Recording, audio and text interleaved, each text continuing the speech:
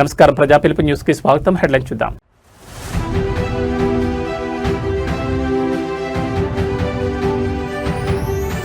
ఎట్టకేలకు దొరికిన బండి భగీరథ్ 14 రోజుల జ్యుడిషియల్ రిమాండ్ విధించిన మేడ్చల్ కోర్టు.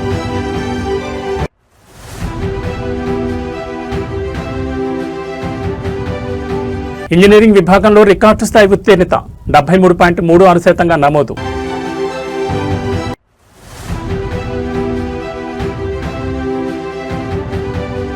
నీట్ పేపర్ లీకేజ్పై దేశవ్యాప్త ఆగ్రహం. మోదీ ప్రభుత్వంపై కాంగ్రెస్ నేత రాజేంద్ర పాల్ గౌతమ్ ఫైర్.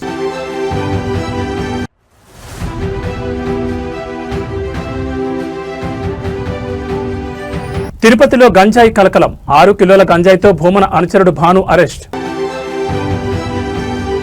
ఇక డీటెయిల్స్ చూస్తే గత కొన్ని రోజులుగా తెలుగు రాష్ట్రాల్లో తీవ్ర సంచలనం సృష్టిస్తున్న ఫోక్సో కేసు వ్యవహారంలో కీలక పరిణామం చోటు చేసుకుంది. పరారీలో ఉన్న కేంద్ర మంత్రి బండి సంజయ్ కుమారుడు బండి భగీరథ్ను ఎట్టకేలకు అదుపులోకి తీసుకున్నారు పోలీసులు. ఈ రోజు కోర్టు ముందు హాజరుపరిచారు. ఈ కేసును తీవ్రంగా పరిగణించిన న్యాయస్థానం నిందితుడు భగీరథ్కు 14 రోజుల పాటు జ్యుడిషియల్ రిమాండ్ విధించింది. కోర్టు ఆదేశాల అనంతరం పోలీసులు అతన్ని భారీ భద్రత నడుమ చెర్లపల్లి కేంద్ర కారాగారానికి తరలించారు. మేడ్చల్ కోర్టు వేదికగా ఈ రోజు బండి భగీరథ్ రిమాండ్ ప్రక్రియ ముగిసింది. వైద్య పరీక్షల అనంతరం పోలీసులు బండి భగీరథ్ను మేడ్చల్ జిల్లా కోర్టు న్యాయమూర్తి ముందు ప్రవేశపెట్టారు. ఇరుపక్షాల వాదనలు విన్న జిల్లా జడ్జి నిందితుడికి ఈ నెల 29 వరకు అంటే 14 రోజుల పాటు జ్యుడిషియల్ రిమాండ్ విధిస్తూ తీర్పునిచ్చారు. కోర్టు రిమాండ్ విధించడంతో పోలీసులు తదుపరి చర్యలు చేపట్టారు. ఎలాంటి ఉద్రిక్తతలు చోటు చేసుకోకుండా ముందస్తు జాగ్రత్తగా మేడ్చల్ కోర్టు పరిసరాల్లో భారీగా పోలీసు బలగాలను మోహరించారు. అనంతరం భగీరథ్ను చర్లపల్లి జైలుకు తరలించారు. కేంద్ర మంత్రి కుమారుడు అరెస్టు కావడం, అది కూడా ఫోక్సో లాంటి తీవ్రమైన కేసులో జైలుకు వెళ్లడం రాజకీయంగా పెద్ద దుమారానికి దారితీసింది. లీగల్ టీం బెయిల్ కోసం ప్రయత్నాలు ముమ్మరం చేస్తున్నట్టు తెలుస్తోంది. బండి భగీరథ్ రిమాండ్ ఖరారు కావడంతో చర్లపల్లి జైలు వద్ద భద్రతను పర్యవేక్షిస్తున్నారు. ఈ కేసులో తదుపరి విచారణలో పోలీసులు ఎలా ముందుకు తీసుకెళ్తారనేది ఇప్పుడు ఆసక్తికరంగా మారింది.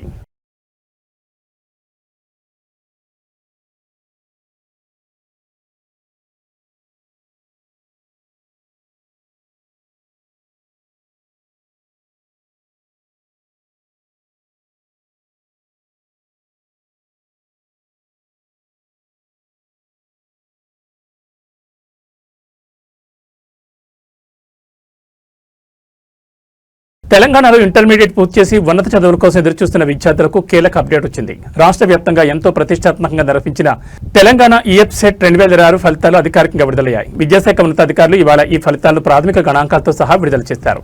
ఈ ఏడాది ఇంజనీరింగ్ విభాగంలో రికార్డు స్థాయిలో 73.36% ఉత్తీర్ణత నమోదైంది. ఈ ఏడాది ఈఎఫ్సెట్ పరీక్షలకు రాష్ట్ర వ్యాప్తంగా విద్యార్థులు భారీ సంఖ్యలో హాజరయ్యారు. ఫలితాల సరళిని గమనిస్తే విద్యార్థులు మంచి ప్రతిభ కనబరిచినట్టు తెలుస్తోంది. ఈ సంవత్సరం ఇంజనీరింగ్ స్ట్రీమ్ పరీక్షలకు దేశవ్యాప్తంగా మరియు తెలుగు రాష్ట్రాల నుంచి మొత్తం 1,97,241 మంది విద్యార్థులు హాజరయ్యారు.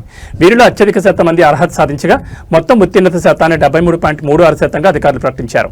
అటు అగ్రికల్చర్, మెడికల్ మరియు ఫార్మసీ స్ట్రీమ్ పరీక్షలకు మొత్తం 84,954 మంది విద్యార్థులు హాజరయ్యారు. వీరికి సంబంధించిన ర్యాంకుల వివరాలను కూడా వెబ్సైట్లో అందుబాటులో ఉంచారు. ఫలితాలు విడుదలైన వెంటనే విద్యార్థులు తమ హాల్ టికెట్ నెంబర్ సహాయంతో ఈ వెబ్సైట్ అధికారిక వెబ్సైట్ ద్వారా ర్యాంక్ కార్డులను డౌన్లోడ్ చేసుకునేలా విద్యాశాఖ ఏర్పాటు చేసింది. త్వరలోనే కౌన్సిలింగ్ షెడ్యూల్ను కూడా ప్రకటించబోతున్నట్టు అధికారులు వెల్లడించారు. ఈ వెబ్సైట్ 2026 ఫలితాల్లో ఉత్తమ ర్యాంకులు సాధించి ఉన్నత విద్యా సంస్థల్లో సీట్లు సాధించబోతున్న విద్యార్థులకు విద్యాశాఖ అధికారులు మరియు నిర్వాహకులు ప్రత్యేక అభినందనలు తెలిపారు.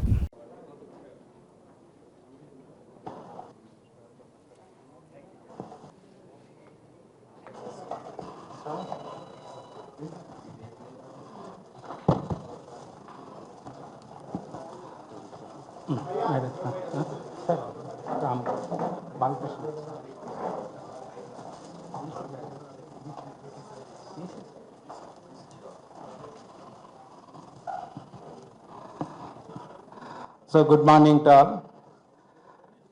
In the consent of the society, the press and electronic media friends, even though it is Sunday, I disturbed you and I called you here.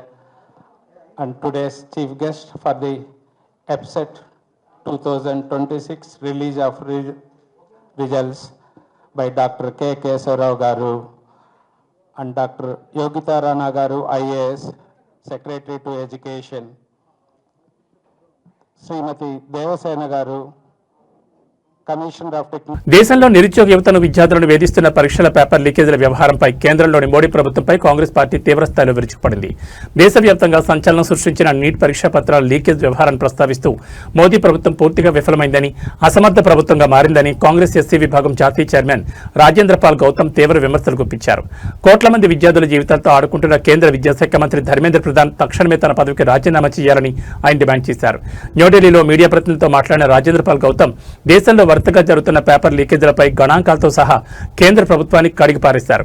Modi పాలనలో దేశంలో ఇప్పటి వరకు రికార్డు స్థాయిలో దాదాపు 80 సార్లు వివిధ పోటీ పరీక్షల పేపర్లు లీకేజ్ అయ్యాయని ఆయన ఆరోపించారు. ఈ దారుణాల వల్ల దేశవ్యాప్తంగా కోట్ల మంది విద్యార్థులు, యువత జీవితాలు రోడ్డున పడ్డాయని, భవిష్యత్ అంధకారంగా మారిందని ఆవేదన వ్యక్తం చేశారు. ఎంతో ప్రతిష్టాత్మకమైన నీట్ పరీక్షా పత్రాల లీకేజ్ కారణంగా తీవ్ర మనస్తాపానికి గురై దేశవ్యాప్తంగా పలువురు విద్యార్థులు ఆత్మహత్యలు చేసుకుంటున్నారని, ఈ మరణాలకు కేంద్ర ప్రభుత్వానికి బాధ్యతని రాజేంద్ర పాల్ స్పష్టం చేశారు. ఇంత పెద్ద ఎత్తున వైఫల్యాలు జరుగుతున్నా, లక్షలాది మంది విద్యార్థుల జీవితాలు తలకిందులవుతున్న విద్యాశాఖ మంత్రి ధర్మేంద్ర ప్రధాన్ ఇంకా తన పదవిలో కొనసాగడం సిగ్గుచేటన్నారు. ఆయనకు ఆ పదవిలో కొనసాగే అర్హత లేదని తక్షణమే రాజీనామా చేయాలని డిమాండ్ చేశారు. పిల్లల భవిష్యత్తు, వారి జీవితాలతో ఆడుకుంటున్న ఇలాంటి దోషులకు అసలు ఎప్పుడు శిక్ష పడుతుంది? మోదీ ప్రభుత్వం దీనికి సమాధానం చెప్పాలంటూ రాజేంద్ర పాల్ గౌతమ్ గట్టిగా నిలదీశారు. పేపర్ లీకేజీల అంశంపై కాంగ్రెస్ దేశవ్యాప్త పోరాటానికి సిద్ధమవుతున్న తరుణంలో ఈ వ్యాఖ్యలు రాజకీయంగా కలకలం రేపుతున్నాయి. नमो बुधाय, जय भीम, जय भारत, जय संविधान, जोहार साथियों एक शब्द है इंग्लिश में इनकम्पिटेंट और इनएफिशिएंट। कौन इनकम्पिटेंट है, कौन इनएफिशिएंट है? मैं समझता हूं भारत की सरकार पूरी तरह फेल, इनएफिशिएंट, इनकम्पिटेंट है।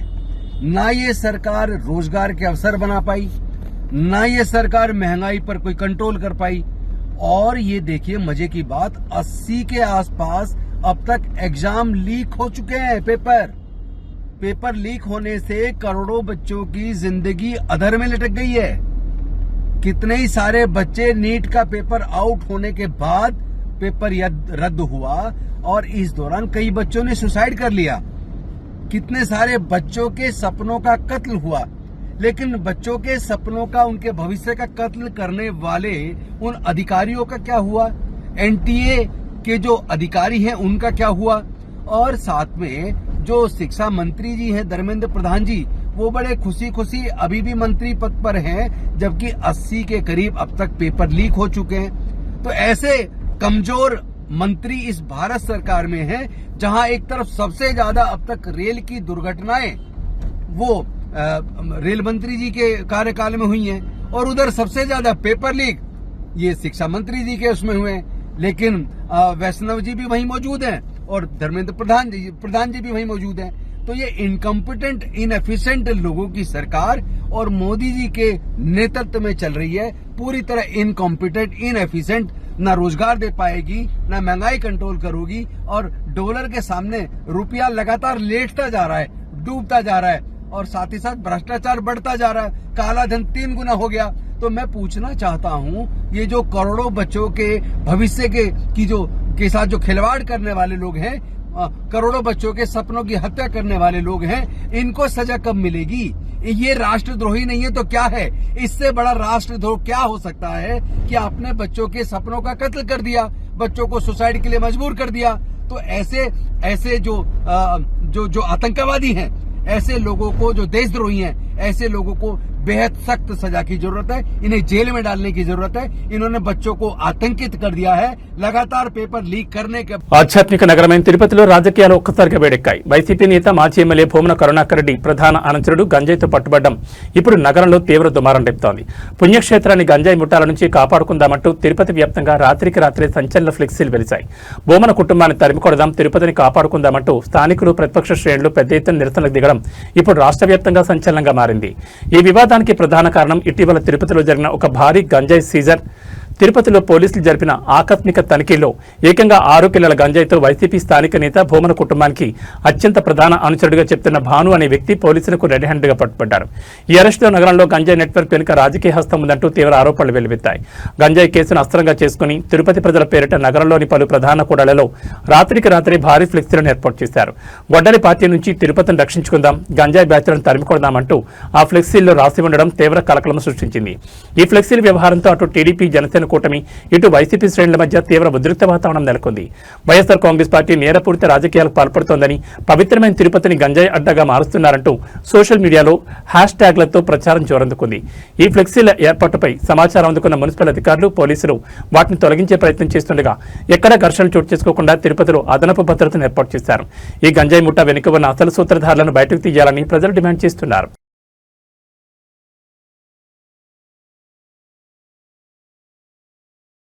కరీంనగర్లోని కేంద్ర మంత్రి బండి సంజయ్ నివాసంలో పోలీసులు జరిపిన ఆకస్మిక సోదాల వ్యవహారంలో అత్యంత కీలకమైన సంచలన పరిణామం చోటు చేసుకుంది. ఫోక్సో కేసులో 9 రోజులుగా పరారులో ఉన్న బండి సంజయ్ కుమారుడు బండి భగీరథ్ కోసమే తాము అక్కడికి వచ్చినట్లు BJP legal cell convener K Karunasagar, Antony రెడ్డిలు స్వయంగా అంగీకరించారు.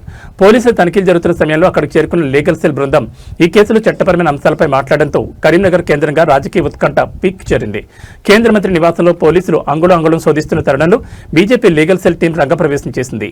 ఫోక్సో కేసు నిందితుడు బండి భగీరథ్ కరీంనగర్ ఇంట్లోనే ఉన్నాడన్న సమాచారంతో పోలీసులు సోదాలు చేస్తుండగా బీజేపీ లీగల్ సెల్ కీలక నేతలు కరుణాసాగర్, యాంటోనీ రెడ్డిలు నేరుగా సంజయ్ నివాసానికి చేరుకున్నారు.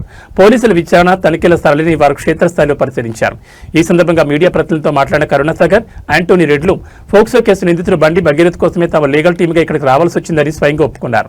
కేసు నమోదు, పోలీసుల గాలింపు చర్యల నేపథ్యంలో చట్టపరమైన రక్షణ, తదుపరి న్యాయపరమైన వ్యూహాలపై చర్చించేందుకే తాము వచ్చినట్లు స్పష్టం చేశారు. ఒకవైపు కేంద్ర మంత్రి కొడుకు కోసం పోలీసులు ఇల్లంతా వెతుకుతుంటే మరోవైపు నిందితుడి తరపున వాదించడానికి, న్యాయ సహాయం అందించడానికి లీగల్ సెల్ టీం అంత వేగంగా స్పందించి రావడంపై కాంగ్రెస్, బీఆర్ఎస్ శ్రేణులు విమర్శలు గుప్పిస్తున్నాయి. ఈ క్రమంలో నివాసం వద్ద పోలీసులకు, బీజేపీ న్యాయవాదులకు మధ్య కాసేపు వాగ్వాదం కూడా చోటు చేసుకుంది.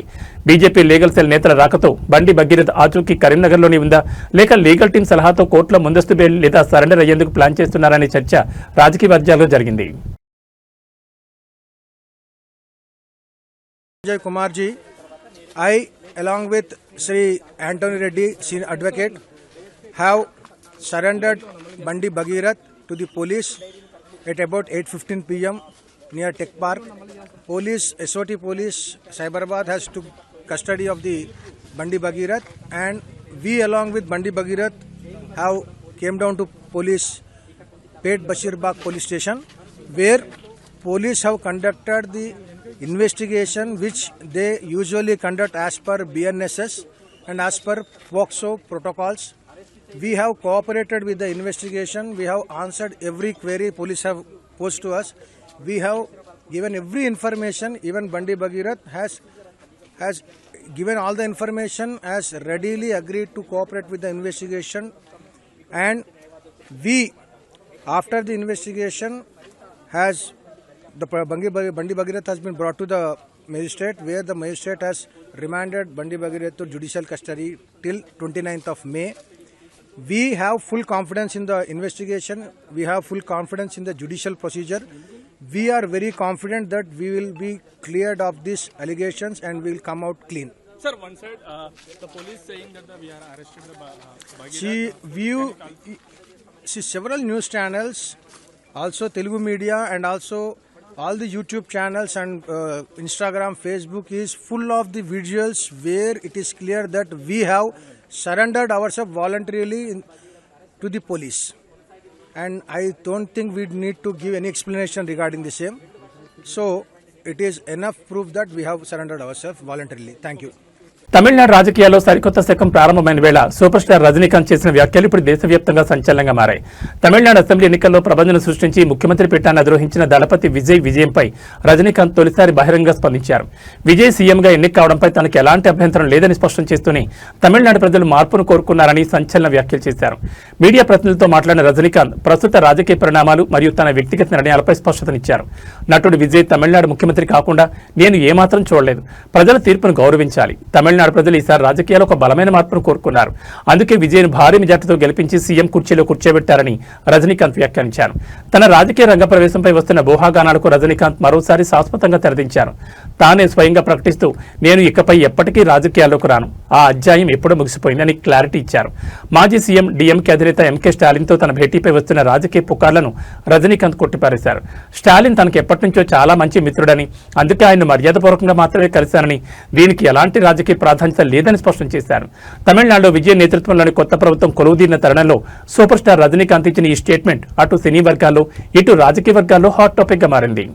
அது இவ்வளோ சின்ன வயசில் 52 வயசில் எம்ஜிஆர் என்டிஆர் சாதனை பண்ணுறதை விட அதை விட ஜாஸ்தி கம்ப்ளீட்டாக சென்டர் பிஜேபி எவ்வளோ பெரிய பவர்ஃபுல் சென்டர் இங்கே 2 பெரிய கட்சிகளை எதிர்த்து தனி ஆளை வந்து ஜெயிச்சிருக்காங்க. அது நம்ம சினிமா இண்டஸ்ட்ரியில் இருந்து எனக்கு அது பொறாமை இல்லை, ஒரு ஆச்சரியம் கலந்த ஒரு சந்தோஷம். அடே யார் அப்ரிஷியேஷன் சூப்பர். ஸோ அந்த பொறாமையும் இல்லை. விஜய் அவர்களுக்கு வந்து நிறைய எதிர்பார்ப்புகள் இருக்குது ஜனங்க மத்தியில். டெஃபினட்டாக அந்த எதிர்பார்ப்பெல்லாம் அவரை சந்தித்து மக்கள் நல்லது செய்வாங்கங்கிற நம்பிக்கை எனக்கு இருக்குது. அவருக்கு அதிக வாழ்த்துக்கள். சின்ன வயசுலேருந்து அவர் பார்த்துட்ருக்காரு. அவர் சிஎம் ஆனதில் எனக்கு என்ன போகிறாங்க வந்து அந்த குளத்தூரில் வந்து தோற்றது எனக்கு கொஞ்சம் சங்கடமாக இருந்தது. அதுக்காக ஒரு நண்பனுங்கிற முறையில் நட்பு முறையில் அவரை போய் நான் பார்த்தேன். அதுக்கு வந்து நான் வந்து எங்கள் விஜய் வந்து சிஎம் ஆகக்கூடாது, இப்போ அவருக்கு வரக்கூடாது, அதை தடுக்கிறதுக்கு வந்து ரஜினி அங்கே போயிருக்காங்க. வேறு ஏதோ 2 பெரிய பார்ட்டியை வந்து சேர்க்கணும்னு சொல்லி பேசுகிறாங்க அப்படின்னு சொல்லி விமர்சனங்கள் வெளியே வருது. அந்த சூழ்நிலையில் நான் அதெல்லாம் பேச முடியுமா? அப்படி பேச ஒரு தரங்கெட்ட ஆள் ரஜினிகாந்த் இல்லை. அது வந்து தெளிவுபடுத்துகிறேன். 2வது வந்து நான் அவர் வந்து வாழ்த்து சொல்லலை, ஏர்போர்ட் போகும்போது வாழ்த்து சொல்லலை. அவர் ஜெயிச்ச உடனே எக்ஸ் தளத்தில் வந்து என்னுடைய வாழ்த்துக்களை நான் வந்து அவருக்கு வந்து பதிவிட்டேன். நான் 2016 அரசியலுக்கு வர்றேன்னு சொன்ன பிறகு நான் ஏர்போர்ட்டுக்கு போகும்போது யூஸ்வலாக அங்கே இருக்கிறவங்க அந்த போர்டிங் கார்டு வாங்கிறதுக்கு இருப்பாங்க. அவங்களுக்கு கேட்குறது தான் வழக்கம், மீடியா யாராவது இருப்பாங்களா அப்படின்னு. அதே இதில் வந்து மீடியா யாராவது இருப்பாங்களான்னு கேட்டேன். பெங்களூர் போகும்போது மீடியா யாரும் இல்லைன்னு சொன்னாங்க. சரியான்னு சொல்லி நான் போயிட்டு இருக்கும்போது திடீர்னு ஒருத்தர் ஒரு மீடியா ஆள் மாதிரி தெரியல எனக்கு. ஒரு சின்ன ஃபோன் వச்சுக்கிட்டு విజయ్ గంజాయి మత్తు యువతను ఏ స్థాయికి దిగజారుస్తుందో చెప్పడానికి ప్రకాశం జిల్లా ఎర్రగొండపాలెంలో జరిగిన ఘటనే నిదర్శనం. మద్య మత్తులో ఉన్న ఓ యువకుడు తనకు గంజాయి కావాలంటూ ఏకంగా పోలీస్ స్టేషన్ పక్కనే ఉన్న 150 అడుగులు ఎత్తున్న బీఎస్ఎన్ఎల్ టవర్ ఎక్కి నానా హంగామా చేశాడు. పైనుంచి దూకేస్తానంటూ కింద ఉన్న ప్రజలను పోలీసులను గంటల తరబడి భయభ్రాంతులు గురిచేశాడు. చివరికి స్థానిక ఎస్ఐ దేవకుమార్ అత్యంత చాకచక్యంగా మాట్లాడి అతన్ని సురక్షితంగా కిందకు దించారు. ఎర్రగొండపాలెం పోలీస్ స్టేషన్ పరిసర ప్రాంతాల్లో ఆదివారం ఒక్కసారిగా తీవ్ర ఉద్రిక్తత గందరగోళం నెలకొంది. ఎర్రగొండపాలెంకి చెందిన ఉడతల హనుమంత్ అనే యువకుడు మద్యం మత్తులో బూగుతూ తనకు గంజాయి కావాలంటూ పోలీస్ స్టేషన్ పక్కనే ఉన్న 150 అడుగుల ఎత్తైన సెల్ టవర్ ఎక్కాడు. టవర్ పైనుంచి కేకలు వేస్తూ తన గంజాయి ఇవ్వకపోతే కిందకు దూకి ఆత్మహత్య చేసుకుంటానని బెదిరింపులకు దిగాడు. సమాచారం అందుకున్న వెంటనే ఎర్రగొండపాలెం ఎస్ఐ దేవకుమార్ తన సిబ్బందితో కలిసి అక్కడికి చేరుకున్నారు. యువకుడు తీవ్రమైన ఆవేశంలో ఉండడంతో ఎస్ఐ ఎంతో సంయమనంతో చాకచక్యంగా వ్యవహరించారు. మైక్ ద్వారా అతనితో మాట్లాడుతూ నువ్వు కిందకిరా బాబు, నీకేం కావాలో మేము చూస్తామంటూ నచ్చజెప్పే ప్రయత్నం చేశారు. ఎస్ఐ ఇచ్చిన భరోసాతో ఎట్టకేలక యువకుడు టవర్ దిగి కిందకొచ్చాడు. తీరా కిందకొచ్చాక పోలీసులను చూసి నాకు ఒక గంజా ప్యాకెట్ ఇప్పించండి సార్ ప్లీజ్ అంటూ కాళ్ల బేరానికి రావడం చూసి అక్కడి వారంతా ముక్కులు వేలేసుకున్నారు.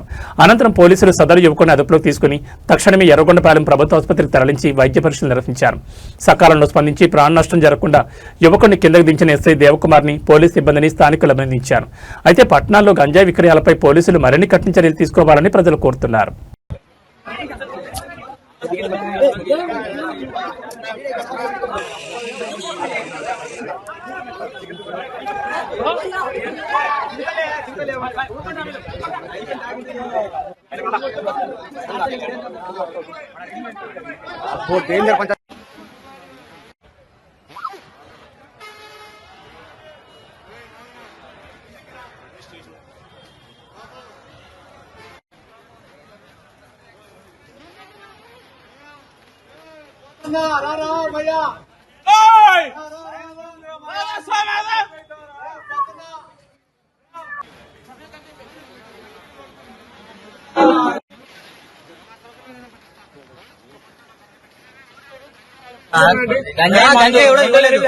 ఇవ్వకపోయేసరికి వాడిని రివర్స్ చేయండి అనమాట.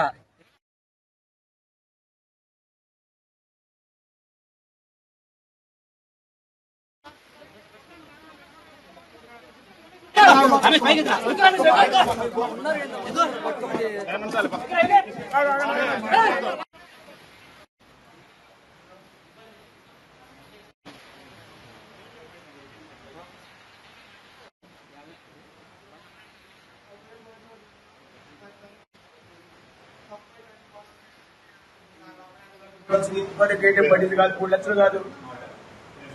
హైదరాబాద్ నగర గుండెకాయ లాంటి అమీర్పేటలో త్వరలోనే తెలుగువారి ఆరాధ్య దైవం యుగపురుషుడు నందమూరి తారక రామారావు భవ్య విగ్రహం కొలువు తీరబోతోంది.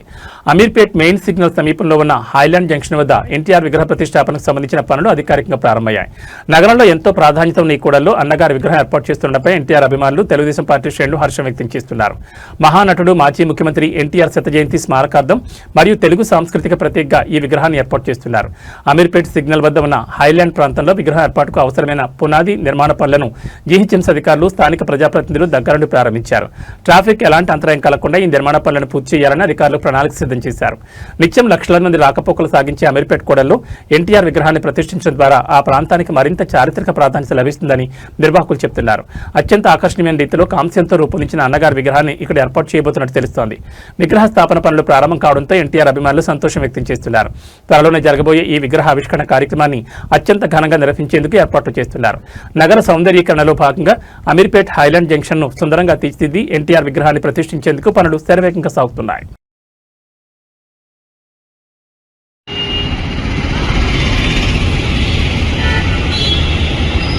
దేశ రాజధాని ఢిల్లీలోని ఇందిరాగాంధీ అంతర్జాతీయ విమానాశ్రయంలో కస్టమ్స్ అధికారులు భారీ ఎత్తున బంగారాన్ని పట్టుకున్నారు. అమెరికాలోని శాన్ ఫ్రాన్సిస్కో నుండి ఎయిర్ ఇండియా విమానంలో వచ్చిన ఒక కిలాడి స్మగ్లర్ గుట్టును కస్టమ్స్ ఎయిర్ ఇంటెలిజెన్స్ యూనిట్ అత్యంత చాకచక్యంగా రట్టు చేసింది. నిందితుడు విమానాశ్రయంలో తనిఖీలను తప్పించుకునేందుకు వేసుకున్న ప్యాంట్లోని ప్రత్యేకంగా రహస్య జేబులను ఏర్పాటు చేసుకుని కిలోల కొద్దీ బంగారాన్ని తరలిస్తూ అడ్డంగా దొరికిపోయాడు. విమానాశ్రయ కస్టమ్స్ అధికారులు అందించిన సమాచారం ప్రకారం శాన్ ఫ్రాన్సిస్కో నుండి ఢిల్లీ చేరుకున్న ఎయిర్ ఇండియా విమాన ప్రయాణికులపై అధికారులు నిఘా పెట్టారు. పట్టుబడిన నిందితుడు భారత సంతతి చెందిన అమెరికన్ జాతీయుడు అధికారులు గుర్తించారు. ఎయిర్పోర్ట్ లాంజ్లో ఇతడి కదలికలపై అనుమానం వచ్చిన కస్టమ్స్ ఎయిర్ ఇంటెలిజెన్స్ విభాగం అతన్ని పక్కకు పిలిచి లగేజీని తనిఖీ చేసింది. లగేజీలో ఎలాంటి ఆధారాలు దొరకపోవడంతో అధికారులు అతనికి వ్యక్తిగత తనిఖీలు నిర్వహించారు. ఈ క్రమంలో నిందితుడు ధరించిన ప్యాంట్ లోపలి భాగంలో ప్రత్యేకంగా డిజైన్ చేసిన రహస్య జేబులను చూసి అధికారులు షాకు గురయ్యారు. ఆ రహస్య జేబుల నుండి ఏకంగా 115 బంగారు కడ్డీలను అధికారులు స్వాధీనం చేసుకున్నారు. వీటి మొత్తం బరువు 3,565 గ్రాములుగా ఉన్నట్లు అధికారులు వెల్లడించారు. మార్కెట్లో దీని విలువ కోట్లాది రూపాయల్లో ఉంటుందని అంచనా వేస్తున్నారు. బంగారాన్ని స్వాధీనం చేసుకున్న కస్టమ్స్ అధికారులు సదరు అమెరికా జాతీయుని కస్టమ్స్ చట్టం కింద అరెస్ట్ చేసి విచారిస్తున్నారు. అంతర్జాతీయ స్మగ్లింగ్ ముఠాలతో ఇతగాడికి ఏమైనా లింకులు ఉన్నాయా, అసలు ఈ బంగారం ఢిల్లీలో ఎవరికి అప్పగించడానికి తెచ్చాడు అనే కోణంలో దర్యాప్తును ముమ్మరం చేశారు.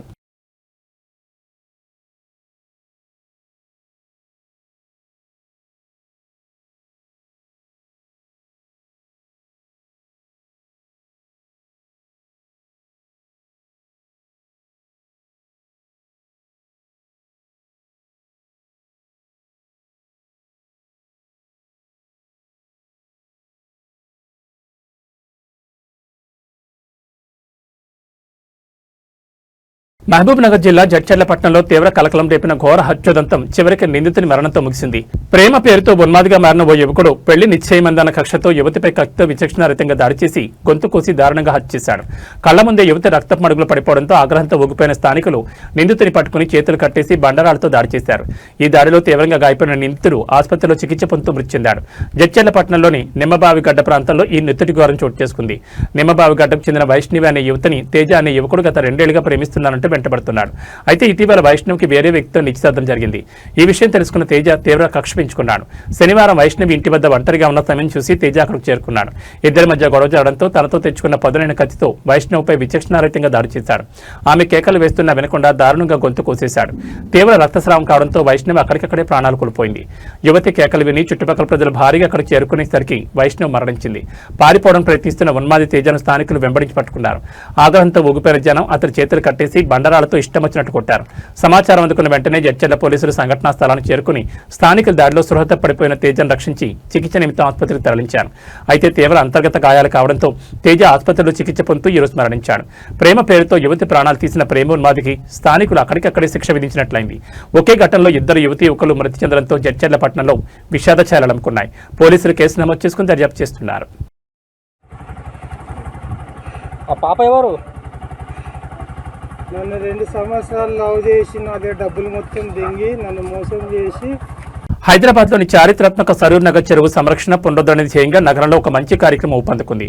చెరువు పరిరక్షణపై ప్రజల్లో అవగాహన కల్పించేందుకు మాజీ కార్పొరేటర్ ధర్మపల్లి రాజశేఖర్ రెడ్డి ఆధ్వర్యంలో రన్ ఫర్ లేక్ రీనోవేషన్ పేరుతో 3K రన్ నిర్వహించారు. ఈ పరుగుకు స్థానిక యువత, పర్యావరణ ప్రేమికుల నుంచి భారీ స్పందన లభించింది.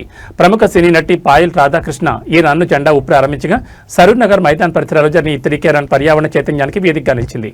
ఈ పరుగును ప్రారంభించిన సినీ నటి పాయల్ రాధాకృష్ణ మాట్లాడుతూ నగరాల్లో ఉన్న జలాశయాలను కాపాడుకోవడం మనందరి బాధ్యతని, ఇలాంటి చైతన్య కార్యక్రమాల్లో యువత పెద్ద ఎత్తున పాల్గొనడం అభినందనీయమని కొనియాడారు. కార్యక్రమ నిర్వాహకులు మాజీ కార్పొరేటర్ ధర్మపల్లి రాజశేఖర్ మాట్లాడుతూ సరూర్ నగర్ చెరువును సర్వాంగ సుందరంగా తీర్చిదిద్దేందుకు, కాలుష్యరహితంగా మార్చేందుకు ముఖ్యమంత్రి రేవంత్ రెడ్డి 24 కోట్ల భారీ నిధులను మంజూరు చేశారని వెల్లడించారు. ఈ నిధులతో చెరువు పునరుద్ధరణ పనులు శరవేగంగా సాగుతాయని తెలిపారు. పర్యావరణ పరిరక్షణలో భాగంగా నిర్వాహకులు ప్రజలకు ఒక కీలక పిలుపునిచ్చారు. రాబోయే వినాయక చవితి పండుగ సందర్భంగా చెరువులు కలుషితం కాకుండా చూసేందుకు ప్లాస్టర్ ఆఫ్ ప్యారిస్ విగ్రహాలకు బదులుగా ప్రతి ఒక్కరూ మట్టి గణపతులను మాత్రమే పూజించాలని, ఆ విగ్రహాలను నిమజ్జనం చేయాలని కోరారు. స్థానిక కాలనీల నివాసితులు, ఉత్సాహవంతులు పెద్ద సంఖ్యలో పాల్గొన్న ఈ 3K రన్ సరూర్ నగర్ చెరువుకు పూర్వవైభవం తీసుకురావాలనే సంకల్పానికి ఒక బలమైన పునాదిగా నిలిచింది. And please say no to drugs and take care of your area. మన ఏరియాని, మన చుట్టుపక్కల ఉన్న ఏరియాని మనం చూసుకుంటే, అలాగే అందరూ చేస్తే ఆబ్వియస్లీ హైదరాబాద్, మన స్టేట్, మన కంట్రీ అన్ని బాగుంటుంది. So please do take care. And వచ్చిన అందరికీ థ్యాంక్ యూ సో మచ్. ఇంత క్రౌడ్ ఈ టైంకి వస్తుందని నేను డెఫినెట్ గా అనుకోలేదు. నేను నాసిక్ నుంచి పొద్దున 4:30కి వచ్చేటప్పుడు నేను అడిగాను అంత క్రౌడ్ వస్తుందా ఈ టైంలో అని. ఇంత క్రౌడ్ వచ్చింది. అండ్ అక్కడ పాయలని అరిసికే thank you so much. And yes my brothers. కలియుగ వైకుంఠం తిరుమలగిరిలపై భక్తుల రద్దీ కొనసాగుతోంది. ఈ క్రమంలోనే హైదరాబాద్ గోషామహల్ నియోజకవర్గ ఎమ్మెల్యే బీజేపీ ఫైర్ బ్రాండ్ నేత టి రాజాసింగ్ తిరుమల శ్రీవారిని దర్శించుకున్నారు. శనివారం రాత్రి కాలినడకన అలిపిరి మార్గం ద్వారా కొండపైకి చేరుకున్న ఆయన ఈ రోజు ఉదయం విరామ సమయంలో స్వామివారిని దర్శించుకుని మొక్కులు చెల్లించుకున్నారు. సాధారణ భక్తుల్లో కాలినడకన కొండెక్కిన రాజాసింగ్ కి తిరుమలలో అభిమానులు, భక్తులు ఘనస్వాగతం పలికారు. ఈ రోజు ఉదయం ఆలయ అధికారులు రాజాసింగ్ కి ప్రత్యేక దర్శనం ఏర్పాట్లు చేశారు. ఆలయంలో ప్రవేశించిన ఆయన వెంకటేశ్వర స్వామివారిని దర్శించుకుని ప్రత్యేక పూజలు నిర్వహించారు. అనంతరం రంగనాయకుల మండపంలో వేద పండితులు ఆయనకు ఆశీర్వచనం అందించి తీర్థప్రసాదాలు, స్వామివారి శేషవస్త్రాన్ని బొక్కరించారు. దర్శనానంతరం ఆలయ వెలుపల రాజాసింగ్ మీడియాతో మాట్లాడారు. తెలుగు రాష్ట్రాల ప్రజలు ఆయురారోగ్యాలతో సుభిక్షంగా ఉండాలని ఆ ఏడుకొండల స్వామిని ప్రార్థించినట్టు తెలిపారు. ఎప్పుడూ రాజకీయాలు, సంచలన వ్యాఖ్యలతో వార్తల్లో ఉండే రాజాసింగ్ ఇలా కుటుంబ సభ్యులతో కలిసి కాలినడకను వచ్చి స్వామివారిని దర్శించుకోవడం ఆలయ పరిసరాల్లో ఆసక్తికరంగా మారింది. ఆయన చూసేందుకు, ఫోటోలు దిగేందుకు భక్తులు పెద్ద ఎత్తున ఆసక్తి చూపించారు. తిరుమల శ్రీవారి దర్శనం ముగించుకున్న రాజాసింగ్ ఇవాళ మధ్యాహ్నం తిరిగి హైదరాబాద్ కు పయనం కానున్నారు.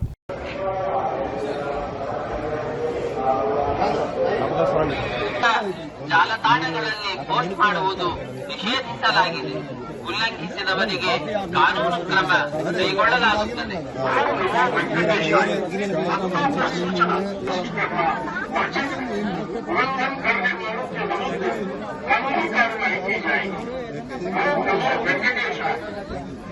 వెంకటేశాయ భక్తులను విజ్ఞప్తి. తిరుమల క్షేత్రం నందు రాజకీయ ప్రసంగాలు చేయడం మరియు திருமலையில் அரசியல் சார்ந்த முறைகள் நிகழ்த்துவது எதிர்ப்புக்குரிய காட்சிகளை உருவாக்கி గుంటూరు జిల్లాలో రాజకీయంగా తీవ్ర కలకలం రేపిన ఘటన వెలుగు చూసింది. జిల్లాలోని మట్లూరు గ్రామంలో జనసేన పార్టీ కార్యకర్తలపై తెలుగుదేశం పార్టీకి చెందిన కొందరు వ్యక్తులు దాడులకు దిగినట్లు ఆరోపణలు వస్తున్నాయి. కూటమి ప్రభుత్వంలో అంతర్భాగంగా ఉన్నప్పటికీ స్థానికంగా చోటు చేసుకున్న కొన్ని విభేదాల కారణంగా ఈ దాడులు జరపడం ఇప్పుడు జిల్లా వ్యాప్తంగా తీవ్ర చర్చనీయాంశంగా మారింది. మట్లూరు గ్రామంలో పాత కక్షలు లేదా స్థానిక ప్రాబల్యం కోసమే ఈ గొడవ జరిగినట్లు ప్రాథమిక సమాచారం అందుతోంది. మట్లూరు గ్రామ పరిధిలో జనసేన పార్టీకి చెందిన చురుకైన కార్యకర్తలపై టీడీపీ స్థానిక నేతలు, అనుచరులు ఒక్కసారిగా ఘర్షణ దిగినట్టు తెలుస్తోంది. ఈ క్రమంలో ఇరు వర్గాల మధ్య వాగ్వాదం పెరిగి అది కాస్త భౌతిక దాడులకు దారితీసింది. ఘర్షణపై సమాచారం అందిన వెంటనే స్థానిక పోలీసు యంత్రాంగం మట్టూరు గ్రామానికి చేరుకుంది. ఎక్కడ పరిసరపు తప్పకుండా అదనపు బలగాలను మోహరించారు. గొడవకు కారణమైన ఇరు వర్గాల వారిని చెదరగొట్టి గ్రామంలో శాంతి భద్రతలను అదుపులోకి తెచ్చే ప్రయత్నం చేస్తున్నారు. ఈ దాడికి సంబంధించిన సమాచారం సోషల్ మీడియాలో వేగంగా విస్తరిస్తోంది. జన సైనికులపై దాడులను నిరసిస్తూ జనసేన శ్రేణులు సోషల్ మీడియాలో తీవ్ర ఆగ్రహం వ్యక్తం చేస్తున్నారు. తప్పు చేసిన వారు ఏ పార్టీకి చెందిన వారైనా సరే పోలీసులు కఠిన చర్యలు తీసుకోవాలని డిమాండ్ చేస్తున్నారు. కూటమి ప్రభుత్వంలో ఎలాంటి అంతర్గత ఘర్షణలు చోటు చేసుకోవడంపై అటు రాజకీయ వర్గాల్లోనూ ఆందోళన వ్యక్తమవుతోంది. ఈ ఘటనపై ఉన్నతాధికారులు ఎలా స్పందిస్తారో చూడాలి. మరి